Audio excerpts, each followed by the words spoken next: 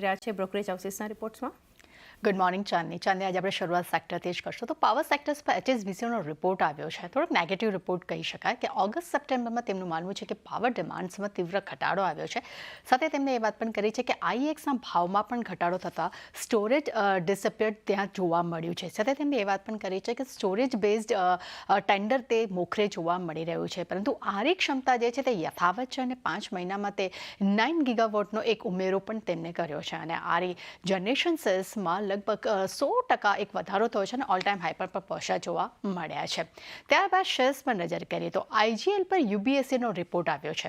અહીંયા rating upgrade થતા જોવા મળ્યા છે. તેમને સેલ રેટિંગથી બાય રેટિંગ કર્યા છે. લક્ષ્યાંક પણ તેમને વધાર્યા છે. તેમને ₹400 પ્રતિ શેરથી વધારીને ₹700 પ્રતિ શેર કરી દીધા છે. તેમનું માનવું છે કે કંપનીમાં ખાસ કરીને ઇનોગ્રેટ ગ્રોથ જે છે તેની એક અપેક્ષા રાખી રહ્યા છે. નજીકના ગાળામાં ફંડામેન્ટલ એક મજબૂત જોવા મળી શકે છે. વોલ્યુમ ગ્રોથમાં સુધારો આવવાની તેઓ અપેક્ષા રાખી રહ્યા છે. સાથે તેમને એમના રિપોર્ટ પર પણ જણાવ્યું છે કે FY24માં વોલ્યુમ જે છે તે 4%ની રહેવાનું અપેક્ષા છે. પરંતુ ત્યાં જ FY27માં વોલ્યુમ CAGR જે છે તે 8.2% વધુ વધવાની તેઓ અપેક્ષા રાખી રહ્યા છે. એટલે ઓલમોસ્ટ બમણા એક વોલ્યુમ ગ્રોથની તેઓ અપેક્ષા રાખી રહ્યા છે. એટલે પોઝિટિવ રિપોર્ટ્સ આપણે અહીંયા જોઈ રહ્યા છે. ત્યાં બીજી તરફ મહાનગર ગેસ માટે પણ પોઝિટિવ રિપોર્ટ જોવા મળ્યો છે. UBSE તરફથી બાય રેટિંગ્સ છે. લક્ષ્યાંકના ફ્રન્ટ પર નજર કરીએ તો તેમને પણ અહીંયા લક્ષ્યાંક વધાર્યા છે. ₹1600 પ્રતિ શેરથી વધારીને ₹2400 પ્રતિ શેર કર્યા છે. અહીંયા પણ તેમનું કહેવું છે કે કંપનીના વોલ્યુમમાં એક પોઝિટિવિટી જોવાની તેઓ અપેક્ષા રાખી રહ્યા છે. તે સાથે ઇન્ફ્રાસ્ટ્રક્ચર ડેવલપમેન્ટ અને CNG ફ્લીટના વિસ્તરણને કારણ કરીને વોલ્યુમને એક સપોર્ટ મળ્યો છે અને તેમાં એક વધારો આવ્યો છે. અને FY25-27 દરમિયાન વોલ્યુમ ગ્રોથ જે છે 7થી 11% રહેવાની પણ તેઓ અપેક્ષા રાખી રહ્યા છે. એટલે અહીંયા પણ એક પોઝિટિવ રિપોર્ટ છે. ત્યાં બીજી તરફ અગર કોફોર્સ પર નજર કરીએ, અહીંયા સિટી તરફથી આપણને નેગેટિવ રિપોર્ટ જોવા મળ્યો છે. અહીંયા વેચવાલીની સલાહ છે.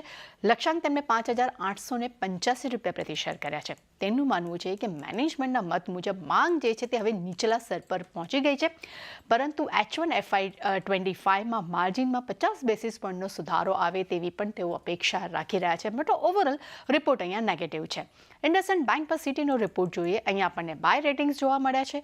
લક્ષ્યાંક ₹2,010 પ્રતિ શેર કર્યા છે. તેમનું માનવું છે કે ઇલેક્શન બાદ ખાસ કરીને વ્હીકલ ફાઇનાન્સર ડિસબર્સમેન્ટ છે તેમાં સારો એવો સુધારો આવ્યો છે. એટલે ઓવરઓલ પોઝિટિવ રિપોર્ટ્સ અહીંયા કહી શકાય.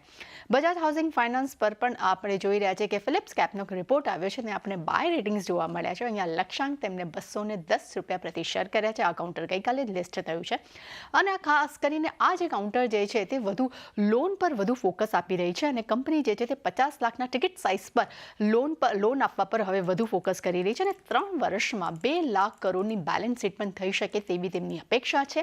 અને ટૂંકા ગાળામાં ક્રેડિટ ખર્ચમાં પણ એક ઘટાડો આવી શકે તેવી પણ તેઓ અપેક્ષા રાખી રહ્યા છે. પોઝિટિવ રિપોર્ટ છે. ઓલા ઇલેક્ટ્રિક્સ પર બેંક ઓફ અમેરિકા સિક્યોરિટીઝનો રિપોર્ટ અગર જોઈએ છે, અહીંયા બાય રેટિંગ્સ છે. લક્ષ્યાંક તેમને ₹145 પ્રતિ શેર કર્યા છે. તેમનું માનવું છે કે ઓલા 40% શેર સાથે ભારતમાં સૌથી મોટી ઇલેક્ટ્રિક વ્હીકલ કંપની બની ગઈ છે. એટલે પોઝિટિવ રિપોર્ટ છે. ત્યાં જ ગોલ્ડમન સેક્સ તરફથી પણ ઓલા ઇલેક્ટ્રિક માટે આપણને બાય રેટિંગ્સ જોવા મળ્યા છે.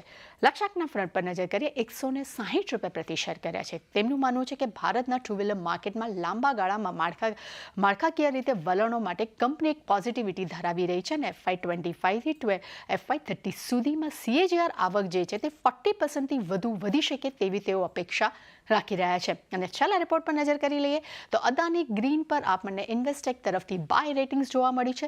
લક્ષ્યાંકના ફંડ પર નજર કરો તો તેમને ₹2,515 પ્રતિ શેર કર્યા છે. અને તેમનું માનવું છે કે રાજસ્થાનમાં ખાસ કરીને 30 ગીગાવેટ અને 11 ગીગાવેટની ક્ષમતા જે છે તે વધારવા પર કંપનીનું ખાસ કરીને ફોકસ છે. લેચાની લિસ્ટ ઘણું લાંબુ છે. બધી પણ બહુ ઇન્ટરેસ્ટિંગ કંપનીઓ છે અને રિપોર્ટ્સ પણ ખૂબ જ પોઝિટિવ જોવા મળ્યા છે. જી, તો આભાર આપનો આ સમગ્ર માહિતી માટે. તો આ સેક્ટર